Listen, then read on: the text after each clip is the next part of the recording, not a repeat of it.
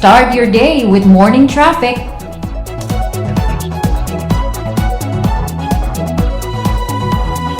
Morning traffic. Berbicara soal lagu nih, Indonesia tidak lepas dari lagu-lagu nasionalis yang diciptakan oleh para musisi berbakat di Indonesia. Baik itu saat merebut kemerdekaan ataupun mempertahankan. Seperti apa? Kita dengarkan siapa saja musisi yang menciptakan lagu-lagu yang bertajuk nasionalis berikut ini.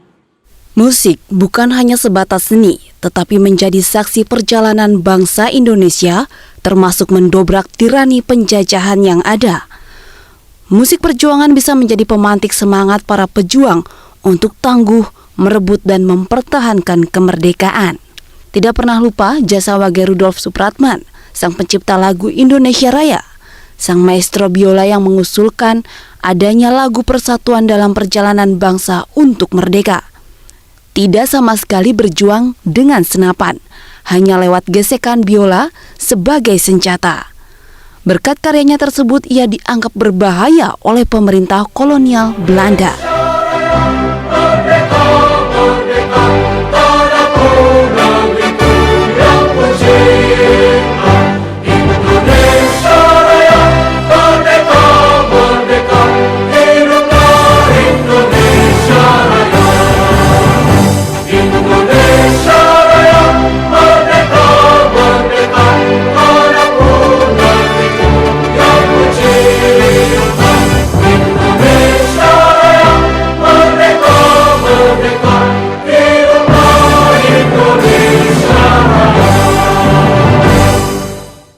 Dalam perjalanan bangsa Indonesia, banyak sekali karya yang lahir dari maestro musik Indonesia.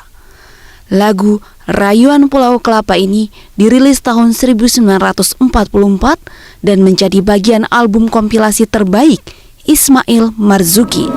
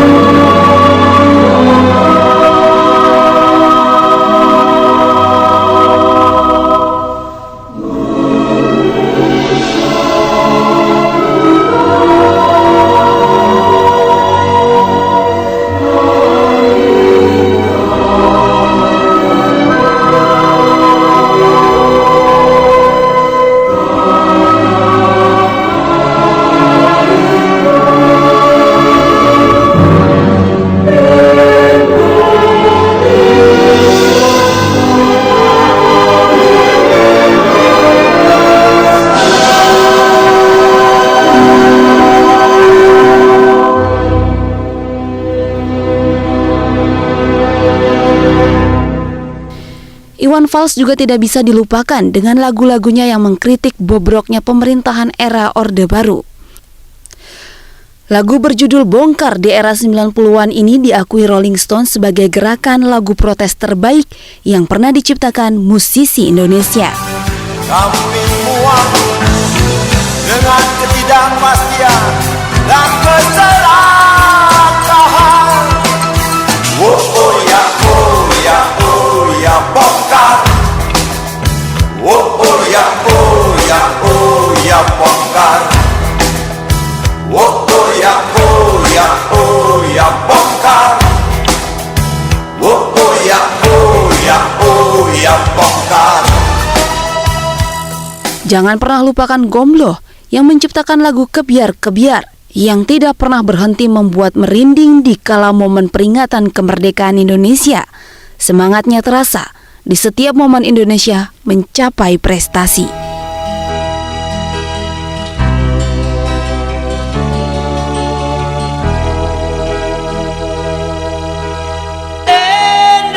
Indonesia merah darahku, putih tulangku, bersatu dalam semangatmu.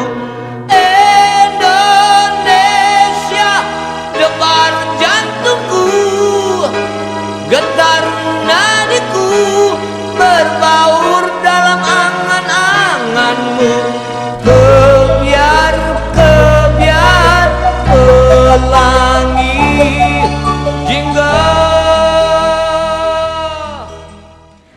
Itu salah satu ya yang disebutkan tadi ada Gombloh lagunya dengan kebiar. Sampai sekarang masih Itu keren banget sih, merinding. disco. Merinding sih banget. Dan penyanyi kondang Indonesia Sujarwoto Sumarsono atau yang biasa dikenal dengan nama panggung Gombloh ini kelahiran Jombang 23 Juli 1950, meninggal di Surabaya ya setelah sempat menjalani perawatan di Rumah Sakit Sutomo Surabaya. Saat itu dikabarkan bahwa Gombloh mengalami penurunan kondisi kesehatan drastis. Dugaan dari pihak rumah sakit, Gombloh mengalami penyakit paru-paru kering kronis yang diidapnya selama lebih dari 15 tahun. Wow, tapi tetap berkarya ya dia ya. Dan selama hidupnya Gombloh mengungkapkan bahwa ia melontarkan ekspresinya, menyampaikan rasa nasional, menyatakan simpatiknya dan menuangkan kegelisahan jiwanya pada setiap karya-karyanya. Gombloh juga mengungkapkan bahwa ia memainkan semua jenis musik, baginya semua musik itu bagian dari hidupnya. Hanya itu, pribadi Gombloh dikenal lucu dan sering membuat orang tertawa. Iya. Suatu waktu nih, MJ Listener ada cerita, Gombloh manggung di Balai Sidang Jakarta dalam acara aksi musik ARH dan festival vokal grup Amigos. Ia terbatuk-batuk dan nyeletuk gitu aja kalau dia lagi sakit gitu. Tapi penonton malah ketawa dan nganggapnya kayak bercanda gitu. Ada yang percaya padahal dia lagi sakit Lagi batuk. beneran. Andai kan MJ Listener itu percaya ya, mungkin akan simpatik. Tapi memang mungkin karena karakteristiknya yang lucu, yang menyatu dengan panggung dan masyarakat, jadi sehingga Bisa membedain ya. iya, masyarakat tidak bisa membedakan. Dan kemudian juga ketika memegang mikrofon, Gombloh berkata, aduh kesetrum.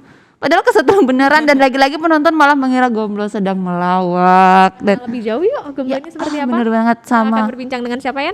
Bapak Budi Warsito selaku penulis dan pengarsip musik Indonesia. Selamat pagi Bapak Budi. Selamat pagi. Apa kabar Pak, sehat? Syukurlah sehat ya, Sehat, masih di rumah ya. Oke Pak, tadi kita membahas seorang sosok Gombloh ya Pak ya.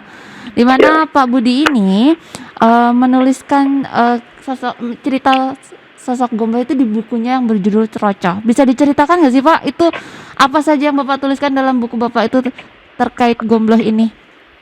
Oh iya. Jadi waktu saya kecil dulu ya, sekitar pertengahan dekade 80-an, itu saya masih sekolah dasar waktu itu Gombloh sedang ngetop-ngetopnya ya. Waktu itu yang lagu yang paling terkenal dan tentunya yang Ku Gadekan Cintaku, itu yang orang sering salah kira bahwa lagu itu berjudul Di Radio. Mungkin masih ingat ya lagunya Di Bukan Radio. yang di radio berarti Pak? Gimana? Bukan yang di radio ya? Ya itu lagu yang sama ya. Oh, oke. Di radio itu lirik pertama dari lagu tersebut yang sebetulnya judulnya Ku Gadekan Cintaku. Oke. Nah itu ada lagu yang sangat ngetop saat itu ya, banyak diputar di radio dan televisi gitu. Terus di kampung halaman saya waktu itu ada seperti biasa ya, kalau menjelang peringatan kemerdekaan, hari kemerdekaan itu ada lomba 17-an ya, atau yang disebut pitulasan kalau di kampung saya di Jawa Tengah waktu itu. Nah itu biasanya lagu-lagu yang diputar untuk menjadi penyemangat ya orang-orang yang anak-anak terutama yang lomba itu adalah lagu kebiar-kebiar gitu. Nah itu biasanya nanti setelah lomba itu pemenangnya nanti akan mendapat hadiah itu di sebuah panggung 17-an gitu ya. Nah itu biasanya ada juga yang tampil tuh namanya gerak dan lagu gitu ya, seperti semacam drama panggung, dan lagu yang diputar ya kebiar-kebiar, anak-anak berbaris mengibarkan bendera dan menyanyikan lagu itu bersama-sama seperti itu. Dan itu ada satu momen yang memang membekas gitu di ingatan saya, dan saya menuliskannya di buku saya itu, buku Trocoh ini yang baru terbit beberapa bulan lalu ya oleh penerbit Banana. Oke, jadi mengisahkan soal lagu-lagu itu ya di buku Trocoh ini ya Pak ya? Betul. Pak Budi, sebenarnya Trocoh sendiri ini apa sih Pak? Ya, Trocoh ini bahasa Jawa ya, artinya atap bocor. Jadi kalau hujan itu airnya menetes-netes dari sebuah taruhlah lubang kecil gitu ya di plafon, sehingga air hujan itu menetes-netes. Itu kalau di kampung saya dulu disebutnya Trocoh gitu ya. Seperti itu. Anda Itu menggambarkan menggambarkan analogi saya untuk pemikiran-pemikiran tentang kisah-kisah pertemuan saya waktu kecil dengan musik, dengan buku, dengan film dan sebagainya gitu. Oke. Salah satunya mengisahkan soal Gombloh ini ya, di mana musik-musik tahun 80-an ini juga diwarnai oleh musik-musiknya Gombloh yang lekat akan nuansa semangat perjuangan juga ya Pak ya. Betul ya. Dan menurut Pak Budi nih sosok Gombloh itu seperti apa sih Pak? Ya, Gombloh ini kan seniman yang unik ya. Jadi kalau kita lihat itu dia krempeng, kemudian rambutnya panjang, aut-autan. Tapi lagu-lagunya menarik karena rentang musikalitasnya memang cukup luas gitu ya. Dan ini juga belum bicara soal lirik-liriknya. Lirik-liriknya juga dari yang jenaka ketika menceritakan sesuatu, tapi juga ada pergumulan dengan spiritualitas dia gitu. Dan tentu yang banyak juga dibahas biasanya di hari-hari menjelang hari peringatan kemerdekaan ini adalah lirik-lirik lagu dia yang memang kental dengan nuansa kecintaan dia pada Indonesia gitu ya. Nah ini salah Itu yang saya satunya lihat. ada nih Pak. Salah satunya ada lagu Berkibarlah Bendera Negeriku yang di-cover oleh salah satu produser di Metro TV, Mutia Baik, yang kerap memenangkan juara tarik suara ya. Seperti apa kita dengarkan lagunya seperti apa berikut ini?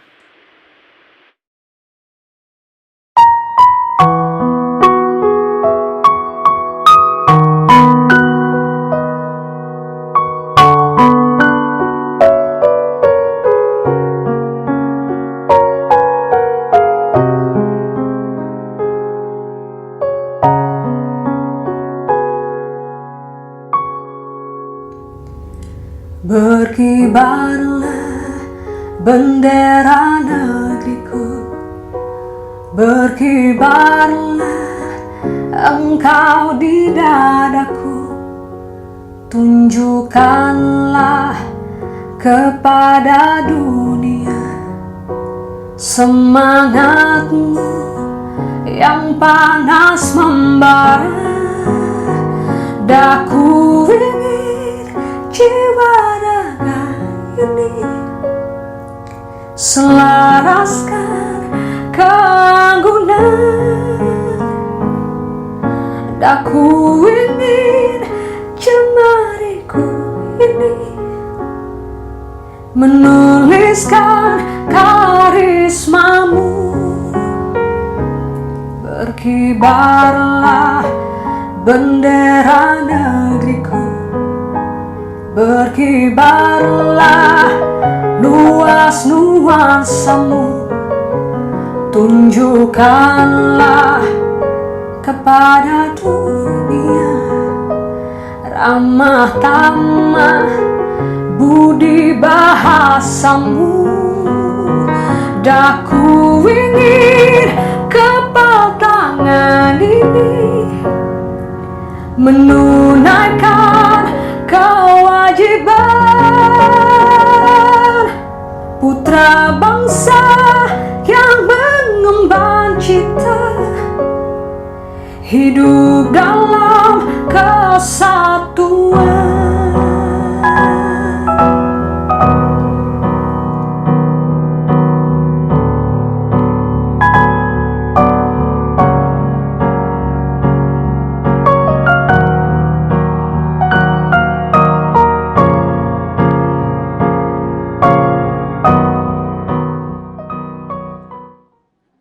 Nah itu tadi ya salah satu lagunya yang berjudul Berkibarlah Bendera Negeriku. Walaupun Gimana? di cover itu tapi tetap mantep ya. Ya, oke. Kita kembali lagi ke Pak Budi. Pak Budi, kira-kira karya Gombloh yang paling berpengaruh mana? Karena salah satu lagunya ini tuh yang tadi di cover tuh merupakan salah satu yang berpengaruh ya. Itu sering dikumandangkan ketika hari kemerdekaan seperti ini. Yang menurut Pak Budi yang paling berpengaruh karyanya yang mana sih Pak? Ya, kalau menurut saya karena fase musikalitas atau rentang musikalitas Gombloh ini begitu panjang ya. Dia ada sekitar 16 album yang dia keluarkan. Di awal-awal dia menulis lagu-lagu yang mungkin coraknya itu bisa dibilang progresif folk gitu ya. Jadi musik folk tapi ada nuansa-nuansa progresif gitu. Kemudian kita juga tahu Gombloh menulis lagu-lagu yang tadi tuh yang kebiar-kebiar itu ya, itu kan bisa banyak orang menyebutnya sebagai lagu tanda kutip lagu kebangsaan gitu ya, yang memang begitu endemik gitu.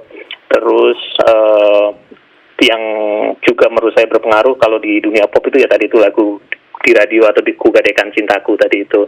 Nah kalau yang kebiar-kebiar ini kan menurut saya selain dia sangat terkenal gitu ya, itu sebenarnya banyak hal-hal yang bisa digali lebih dalam gitu. Yang pertama dia kebiar-kebiar itu sebenarnya pakai K ya, jadi bukan kebiar-kebiar, bukan K gitu ya, Bukan karena pakai G memang ya Pak, pakai K ya Pak, kepiar. pakai K ya, Oke. pakai K. Bahkan secara teks ya, kalau di kasetnya itu ada di kasetnya yang berjudul kebiar dan kepiar. Jadi ada dannya gitu ya, ada konjungsi kata hubung yang ampersand yang seperti angka 8 itu loh. Nah Ya. itu seharusnya itu kebiar dan kepiar gitu ya. Nah Kebiar terus dan kebiar, oke. memang ada perbedaan antara kebiar dan kebiar ya. Jadi kalau kebiar itu kan kalau di bahasa Jawa itu ada kumebiar ya, itu dia menggambarkan sesuatu yang merekah gitu ya. Kalau kita lihat liriknya kan kebiar-kebiar pelangi jingga gitu ya. Nah itu menggambarkan ini warna-warna jingga yang sedang kumebiar atau sedang merekah di langit pagi hari gitu. Jadi seperti fajar menyingsing yang menggambarkan Semburat terbitnya. gitu bukan sih Pak? Betul seperti itu. Jadi ada semburat yang merekah gitu, menggambarkan itu terbitnya sebuah harapan baru gitu untuk hari yang lebih baik. Nah seperti itu berbeda dengan kebiar. Kalau kebiar itu, kemebiar itu adalah sesuatu yang tiba-tiba muncul berkilauan tapi hanya sekejap saja gitu, dan sak kebiaran gitu yang kemudian habis itu ya lenyap atau sirna gitu ya. Jadi kebiar itu lebih filosofis gitu. Oke, sama seperti semangat kita ya di tengah pandemi ini, meskipun Indonesia hampir 2 tahun ini dilanda pandemi COVID-19, tapi kita tetap semangat, dan semangatnya harus seperti merekah gitu ya Pak ya, seperti Ya, dari kebiar. betul. Seperti tagline-nya Indonesia juga, HUT RI ke-76 ini yang Indonesia tangguh, Indonesia tumbuh. Selain itu Pak, untuk lagu-lagu yang bernuansa nasionalis dari Gomblo sendiri itu, apakah ada cerita-cerita lain seperti renungan apa sih yang terjadi saat itu? Ya, Gomblo tadi yang seperti saya bilang, memang kepeduliannya terhadap atau kecintaannya terhadap Indonesia itu tergambar sekali dalam lagu-lagunya ya. Jadi di 16 album dia itu, yang artinya mungkin ada ratusan lagu, itu banyak sekali yang memuat kata Indonesia di situ ya. Itu judul-judulnya pun bahkan memakai kata Indonesia, dan lirik-liriknya itu memang ada semacam penggambaran kecintaan Gomblo pada negerinya gitu, tapi juga bukan kecintaan buta yang jadi membabi buta gitu ya, bukan seperti itu. Tapi ada hal-hal yang saya harus lagi-lagi mengutip yang kebiar-kebiar tadi ya, karena ini memang satu lagu yang sangat luar biasa kuat. Itu ada satu lirik di situ yang mungkin teman-teman juga tahu, itu ada debar jantungku, getar nadiku, berbaur dalam angan-anganmu.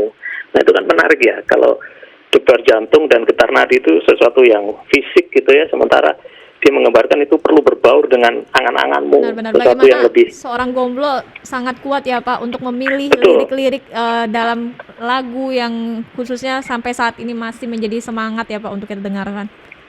Betul sekali. Dan dalam angan-anganmu itu kan artinya ada sebuah imajinasi ya, bahwa kita seharusnya dalam membayangkan keadaan yang lebih baik seperti itu. Benar-benar. Dan itu menurut saya sebuah lirik yang mendalam dari Gomblo. Dan tentu tadi yang merah darahku, putih tulangku bersatu dalam semangatmu. Jadi ada permainan ku dan mu, bahwa kita harus ya bersatu gitu. Betul. Kamu dan aku, seperti itu.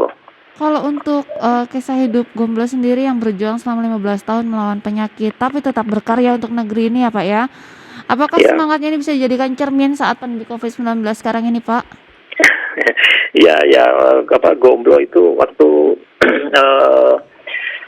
akhirnya meninggal pada tahun 1988 ya, awal Januari 1988 itu, beberapa hari sebelumnya itu dia masih menyempatkan diri untuk syuting ini ya lagu di TVRI waktu itu. Dan ini saya membaca itu sebagai wah ini Gomblo ini memang semangat banget ya gitu. Jadi memang mungkin semangat Gomblo ini ya bisa kita tiru ya, tentu dengan disesuaikan dengan keadaan sekarang gitu. Oke. Pak Budi, kita sebenarnya sosok dari Gomblo ini sendiri ada yang belum kita tahu nggak sih Pak? Kalau dari Pak Budi sendiri, dari kacamata Pak Budi, yang orang-orang belum tahu tentang sosok Gomblo ini selain dengan karya-karyanya yang sangat melegenda saat ini, Pak Budi. Ya, kita tahu ini ya, kalau Gomblo pasti kebanyakan orang membaca sebagai lirik-lirik yang jenaka seperti itu ya. Tapi juga lirik-liriknya itu berpihak pada nilai-nilai kemanusiaan atau bahkan kaum yang terpinggirkan seperti itu. Tapi kalau ini sempat saya singgung saya sebutkan di buku saya itu, mungkin teman-teman juga sudah tahu bahwa Gomblo waktu itu ini punya niatan untuk ketika mempromosikan ini ya album terbarunya yang relatif lebih ngepop gitu ya, dia pengen bikin lomba mirip Gomblo gitu. Jadi lomba mirip dia seperti itu. Tapi sayangnya waktu itu nggak kesampaian karena sudah keburu berpulang gitu ya. Tapi kemudian sama sebuah radio di Surabaya itu lomba itu tetap diteruskan. Jadi tetap diwujudkan gitu ya untuk mengenang Gomblo, karena Gomblo ini memang sangat dicintai oleh banyak orang dari berbagai kalangan masyarakat. Dan itu ada lomba mirip Gomblo, dan yang datang ya orang-orang yang sangat mirip Gomblo gitu ya. Dan itu menunjukkan bahwa Gomblo memang ada sosok yang sangat ikonik dan dicintai gitu. Pak Budi, terakhir, apa sih contoh yang bisa kita ambil dari sosok Gomblo ini, dan dari kacamata Pak Budi sendiri, apakah akan ada kemungkinan nih akan hadir dan lahir Gomblo-Gomblo yang lain di era masa saat ini, Pak Budi? Ya, kalau untuk menebak apakah ada Gomblo-Gomblo lain nanti ya tentu kita harus harus optimis ya.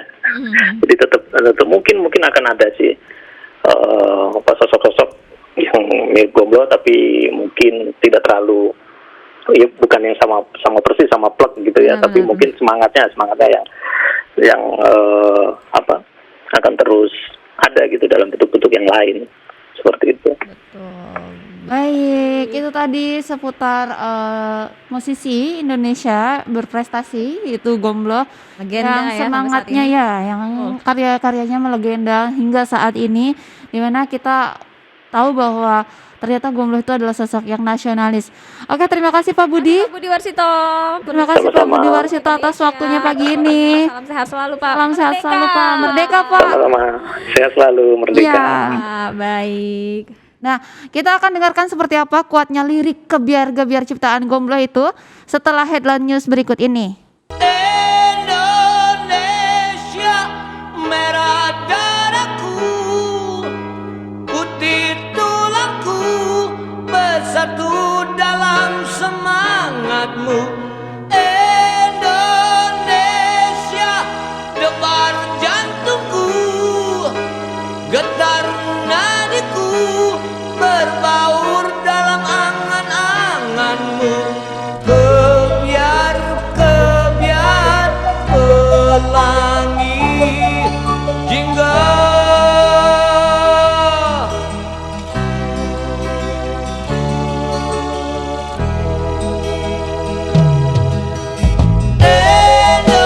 Indonesia nada laguku, simfoni berteguh selaras dengan simfonimu. Kebiar